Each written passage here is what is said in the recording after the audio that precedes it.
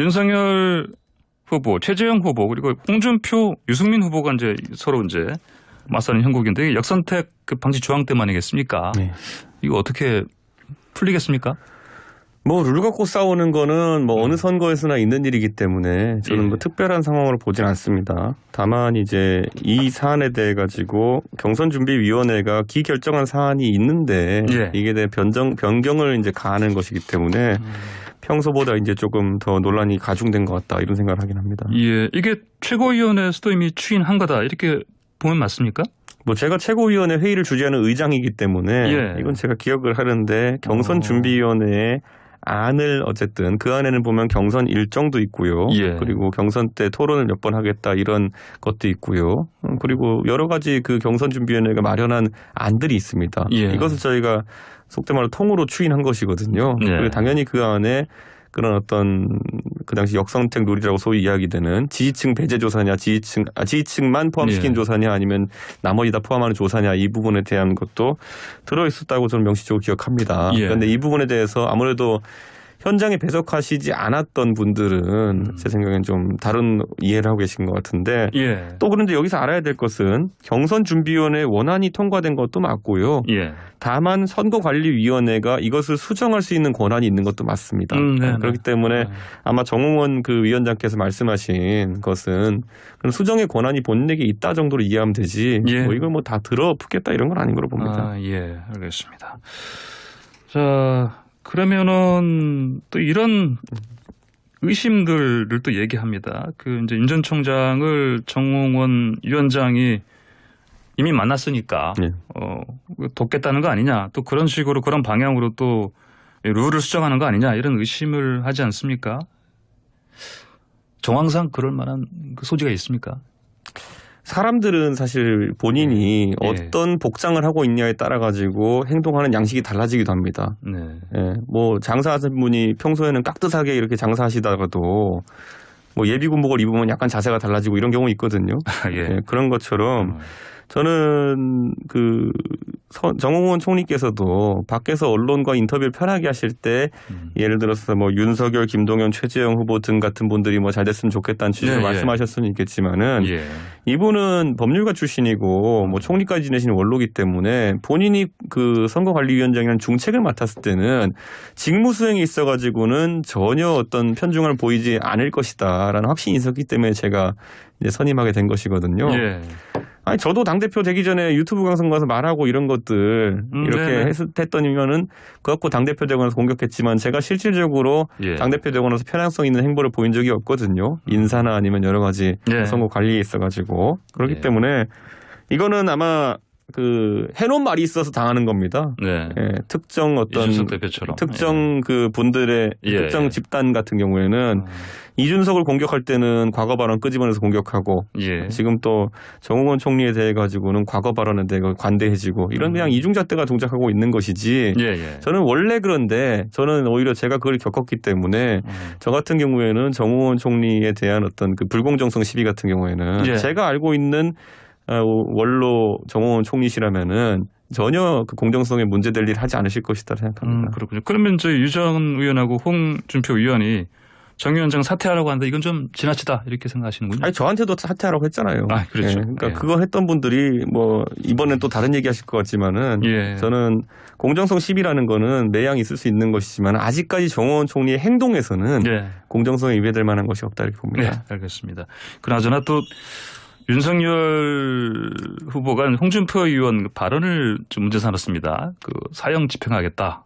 6개월 이내 그 아동 성폭행하고 살해한 그 20대 관련해서. 근데 이제 이거 가지고 윤석열 후보가 이 두테르테 같다 이렇게 얘기를 했습니다. 또 이제 그랬더니 또 홍준표 의원은 또 두테르테 하수인이다 이런 얘기를 했는데 이런 갈등도 사실 어떻게 보면 역선택 그 방지 조항 때문에 이렇게 빚어진 거 아니겠습니까? 저는 오히려 이게 두테르테라는 네 글자로 자극적으로 표현되고 또 너무 가볍게 다뤄지는 그런 문제처럼 보여서 안타깝지만은 사실 사형제 폐지에 대한 찬반 같은 경우에는 예. 오래된 우리 사회의 논쟁점이고 저는 이거는 대선 후보 경선에서 이런 아주 멋진 지점이 등장한 것에 대해 가지고 저는 예. 긍정적으로 판단합니다. 그래서 그 사형제 폐지를 사형제의 어쨌든 실질적인 집행을 네. 요구하는 홍준표 대표와 또 그런 것에 반대하는 윤석열 후보가 쟁점을 형성할 수 있다면은 지금 이런 룰 같은 거로 싸우는 것보다는 훨씬 건전한 지점을 형성할 수 있을 것이다. 예. 그래서 저는 두테르테다 이렇게 하는 것보다도 윤석열 후보 측에서도 법률가 출신 아닙니까? 양쪽이 예. 다 법률가 출신이다 보니까 한 차원 수준 높은 좀 논쟁을 할 수 있으면은 저는 좋을 것이다. 그 외에도 각 후보들도 입장이 다 있는 것이거든요. 예. 제가 전당대회 때 이제 대선에 대해서 제가 미리 공약했던 것이 2대2 정책에 대한 토론 배틀을 한번 해보자라는 이야기를 한 적이 있어요. 예, 그런데 예. 이 2대2 토론 배틀이라는 거는 나중에 저희가 4인 컷오프가 돼가지고 4분 남았을 때 2대2로 이 쟁점이 갈리는 사안이 있어야지만 이게 가능한 것이거든요. 저는 이제 하나 정립해뒀다 이렇게 봅니다. 그래요. 우선 두 후보가 사형제에 대한 생각은 좀 다르다는 것이 이건 확인되지 않았습니까? 예. 그러니까 이제 나머지 되는 두 분만 여기에 대한 입장이 엇갈리면은 예. 정당 토론 사상 초유로 2대2 팀 토론 배틀 성사 가능합니다. 사형제를 가지고 일단 할 수 예, 있겠네요. 예. 알겠습니다. 근데 그 외교적 결례도 논란이 있지 않겠습니까? 그래도 남의 나라 대통령인데. 제가 윤 후보 측에서 그 정도까지 생각하면서 언급한 것 같진 않다. 네. 그런데 지난번에 보면 솔직히 트럼프 갖고도 비슷한 말 언급을 한 정치인들이 많았거든요. 네. 그러니까 저는 그렇게까지 외교적으로 민감하게 받아들일 건 아니다 이렇게 봅니다. 알겠습니다. 그 두 차례로 원래 계획했던 토론회 이거 추진하셨던 거가 이제 무산되는데 홍준표 의원님 좀 하계회 갔다 얘기했는데 좀 이건 아쉬운 점 없습니까? 이제 정견 발표 다시 끝났는데. 사실 그 대선 경선의 꽃은 토론이라고 할 수 있을 정도로 국민들의 네. 기대감이 높은데 어쨌든 저는 오히려 토론이 본 경선 과정 중에서 어떻게 진행됐냐에 관심이 있지. 예. 원래 이게 많은 국민들이 좀 모르고 계신 부분이 제가 넣자고 한 토론이 아닙니다. 그 경선준비위원회 단계의 토론은. 네. 그거는 이제 저희 당에 보면 참 훌륭하신 후보들인데 아직까지 여론 인지도나 지지율이 올라오지 않아서 고심하시는 후보들이 계시고 예. 그분들을 최대한 돕자는 취지로 경준위에서 기획해가지고 넣은 토론들이기 때문에 예. 저는 그것이 무산되는 것은 안타깝지만은 경준위 차원에서도 참 부침을 겪으면서 고심 끝에 내린 그 발표의 전환이다 이렇게 생각합니다. 네, 알겠습니다. 그리고 요즘 어떻습니까? 지지율 흐름 봤을 때 홍준표 의원하고 유승민 전 의원 상승세에 좀 언론에서 주목을 하고 있습니다. 이 흐름은 어떻게 진단하십니까? 당대표가 이런 거 진단하면 큰일 납니다. 알겠습니다. 예. 자, 이것도 이제 이준석 당대표께서 이제 그동안 이제 젊은 리더십 이거를 이제 여러 가지 하시려고 했는데 네. 비대위 얘기 나오고 탄핵문 얘기 나오고 그래서 이런 것 때문에 좀 많이 마음이 복잡하지 않으셨습니까? 마음이 복잡하다기보다는 저는 이제 시간이 다소 급하다는 생각이 있는 것이죠. 그러니까 이 보수의 선거 전략이라고 하면요. 예. 2012년 마지막 대선 승리 이후에 그다음부터는 탄핵 이후에는 통합론, 묻지마 통합론이 굉장히 득세했습니다. 네. 보수가 힘만 합치면 이길 수 있어. 그러니까 예를 들어 이런 거죠. 2017년 대선에서 홍준표 플러스 안철수가 만약에 표가 합쳐졌으면은 문재인을 이길 수 있었다. 존칭 생략하고요. 네. 이렇게 하는데 이건 그 당시 말이 안 되는 거거든요. 안철수 대표가 그 당시에 선거를 칠 때 어디 보수 후보였습니까?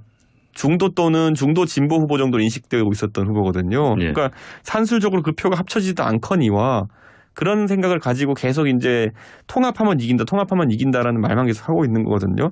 자, 작년 2020년 총선에서 통합하니까 이기던가요? 그러니까 저는 가치나 이런 것들을 정확히 정립하지 않고 네. 통합만 하면 이긴다. 제가 가끔마다 통합 앵무새라고 표현하는 통합 무새라고 표현하는데 저는 통합 무새적인 발상보다는 네. 정당 개혁을 많이 해야 된다. 그래서 제가 당대표 된 뒤로부터 토론 배틀 같은 것도 대변은 그렇게 뽑고 그다음에 당원도 늘리기 위한 당원 배가 운동도 하고 이번에도 보면 경선 과정이 있어가지고 완전히 새로운 방식들을 도입하기 위한 그런 고민들을 했었고 저는 혁신을 통해서 정당이 이기는 방법이 가장 깔끔한 방법이지 예. 이 정치 구도상의 어떤 통합 구도나 이런 것들 단일화 구도 단일화라는 단어는요 예. 그게 멋있는 단어도 아닌 것 같아요 저는 그러니까 선거에 지지 않기 위해서 한 행동이 단일화거든요. 예. 저는 그래서 그런 수세적인 작전보다는 저는 굉장히 공세적으로 아니 민주당을 쫓아올 수 없는 개혁을 해서 이기겠다는 발상을 했던 게 저기 때문에 저는 약간 이 최근의 기류라는 것이 당대표 입장에서는 못마땅하기도 하고 불안불안하기도 합니다. 왜냐하면 또다시 그 통합 무세적인 관점으로 가는 게 아닌가 싶어가지고. 김종인 전 위원장 관련해서는요, 뭐 다시 데려와야 된다 이런 의견들이 있었는데 어떻게 지금 상황이 정되고 있습니까? 저는 이제 후보들이 예. 이게 항상 김종인 위원장이라는 분을 모시는 패턴이라는 게 있어요. 예. 최대한 이분을 안 모시려고 합니다. 후보든지 누구든지. 예. 예. 그래서 예전에 보면은 뭐 황교안 대표께서도 그 2020년 총선을 그때 얘기했지만 그때 예. 공천 전에는 최대한 모시고 싶지 않아 했어요. 공천관리위원장을 그분에게 맡기라는 여론이 있었음에도 불구하고 안 모셨잖아요. 예. 근데 나중에 선거를 치르다 보니까 이분이 굉장히 필요하다는 걸 인식하셔가지고 선대위원장을 모셨잖아요. 그런데 선거의 꽃은 공천인데 공천이 지나고 모시니까 그분의 효과가 반감됐잖아요.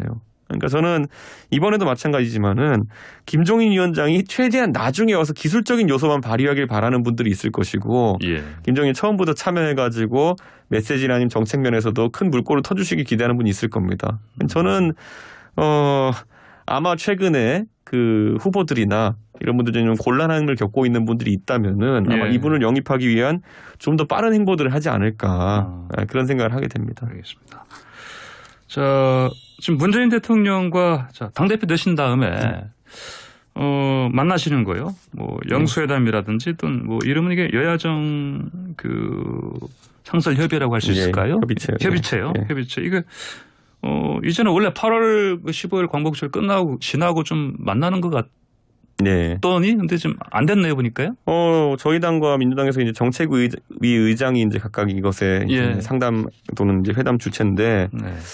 그쪽에서 이제 결론이 안 난 것으로 이렇게 알고 있고 저희 입장에서는 언제든지 형식과 시간을 가리지 않고 만나겠다는 제안을 해놓은 상태이고 예. 다만 청와대 쪽에서도 또 여당 쪽에서도 각자 사정이 좀 있는 것 같습니다. 예. 지금 언론중재법 개정안도 있고 그러니까 좀 빨리 만나서 하실 말씀이 좀 많지 않으시겠습니까? 표면적으로는 이제 예. 대통령께서 언론중재법을 주도하시는 것이 아니라 네. 여당의 일부 의원님들이 먼저 선도적 역할을 하시고 예. 청와대는 조정자 역할을 하는 것처럼 되어 있기 때문에 언론중재법에 대해서 청와대가 강한 의견을 내긴 좀 어려울 것이다. 예. 그래서 그것을 주제로 모이긴 어렵고 다만 산적한 정책 사안이 있지 않습니까? 네. 코로나를 이제 포스트 코로나라든지 위즈 네네. 코로나라든지 이런 이야기가 나오고 이런 방향 전환을 할 때 예. 대통령께서 충격파를 약간 줄이기 위해서는 야당의 협조가 필요합니다.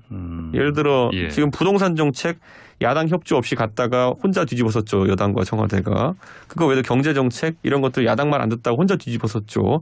적어도 코로나 이후의 어떤 경제정책이나 아니면은 코로나 시기에 위즈 코로나 정책 같은 것들 제대로 하려 그러면은 예. 야당과 타협점을 찾아서 같이 이 정책을 추진해야죠.